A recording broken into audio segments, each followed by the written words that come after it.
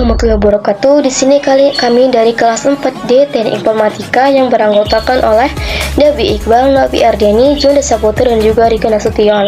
Di kesempatan kali ini dan presentasi ini kami akan membahas tentang otomata dan teori bahasa. Deskripsi otomata dan teori bahasa. Otomata dan teori bahasa merupakan mata kuliah wajib dari Teknik Informatika dan merupakan komponen utama dari ilmu komputer, yaitu model dan gagasan mendasar mengenai komputasi serta bentuk yang memiliki fungsi-fungsi dari komputer digital, menerima input, menghasilkan output, bisa memiliki penyimpanan sementara, dan mampu membuat keputusan dalam mentransformasikan dari input ke output. Kami harapkan setelah melakukan pembelajaran tentang otomata dan teori bahasa, kelompok kami sebagai mahasiswa diharapkan mampu memahami pengertian dari otomata dan teori bahasa dan mampu mempraktekkan teori otomata dan teori bahasa dalam kehidupan sehari-hari. Konten yang akan kami muat di sini yaitu ada beberapa. Yang pertama, definisi dan pengertian dari otomata dan teori bahasa. Yang kedua, kedudukan otomata dan teori bahasa. Yang ketiga, tata bahasa. Dan yang keempat, klasifikasi tata bahasa. Apa sih otomata dan teori bahasa itu? Otomata dan teori bahasa merupakan bagian dari teori komputasi pada ilmu komputer dan merupakan model matematika yang memiliki fungsi dari komputer digital, yaitu memiliki input, menghasilkan output, bisa menyimpan sementara dan mampu membuat keputusan dalam mentransformasikan input ke output, dan penekanannya adalah pada pemecahan masalah. Di sini ada suatu persoalan yang dihubungkan melalui teori bahasa dan otomata.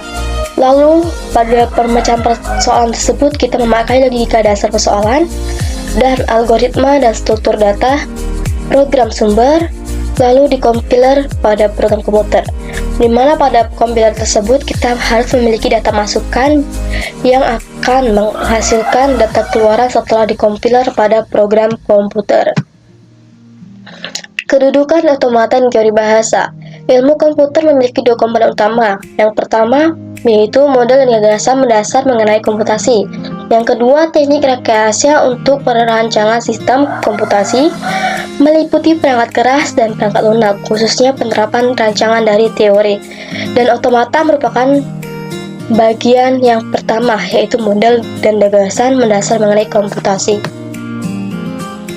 Tata bahasa. Penulisan suatu kalimat dalam sebuah bahasa akan mengikuti aturan yang berlaku pada bahasa tersebut. Aturan tersebut dikenal sebagai tata bahasa atau grammar. Tata bahasa yaitu memiliki kalimat berita, di mana pada kalimat berita tersebut dia memiliki subjek dan juga predikat.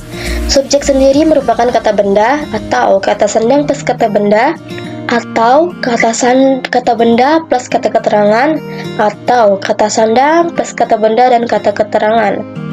Sedangkan kalimat predikat dia memiliki, yaitu merupakan kata kerja atau kata kerja plus objek.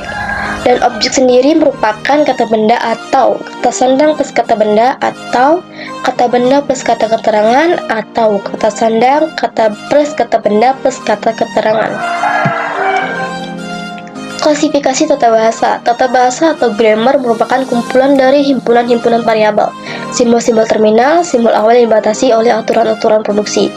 Pada tahun 1959, seorang ahli bernama Noam Chomsky melakukan pengulangan tingkatan bahasa menjadi 4, yang disebut dengan hierarki Chomsky. Di sini saya akan membahas tentang bahasa dan mesin otomata serta bahasa aturan produksi. Yang ketiga yaitu bahasa reguler. Dalam mesin otomata disebut dengan FSA, DFA, dan juga NFA. Konteks free atau push down automata atau PDA. Alpha merupakan simbol sebuah simbol variabel. Yang pertama, linear bounded automata, dan yang kedua natural language atau Turing machine. Dia tidak memiliki batasannya. Konsep bahasa. Bahasa ada beberapa konsep, yaitu yang pertama abjad, yang kedua string, yang ketiga bahasa atau language, yang keempat bahasa kosong, dan yang kelima bahasa universal dari Zoom. Abjad. Abjad merupakan sebuah himpunan berhingga tak kosong dari simbol. Notasinya sum sama dengan, bisa kita lihat pada ini, ABC merupakan roman alfabet dan 01 merupakan binary alfabet. Bahasa atau language, kumpulan dari string yang dinotasikan dengan L. Sum sama dengan 1, 2, 3, 4, 5, kumpulan dari 1, 1, 2, 1, 2, 3, 1, 2, 3, 4, 1, 2, 3, 4, 5, dan juga 1, 1, 2 adalah bahasa dari abjad tersebut. Sum sama dengan 1, kumpulan dari 1, 1, 1, 1 triple, dan 1, 1, 1, 1 adalah sebuah bahasa. Bahasa kosong, yaitu suatu bahasa yang tidak terdiri dari string dan dinotasikan seperti pada tampilan ini. Lalu operasi-operasi pada bahasa.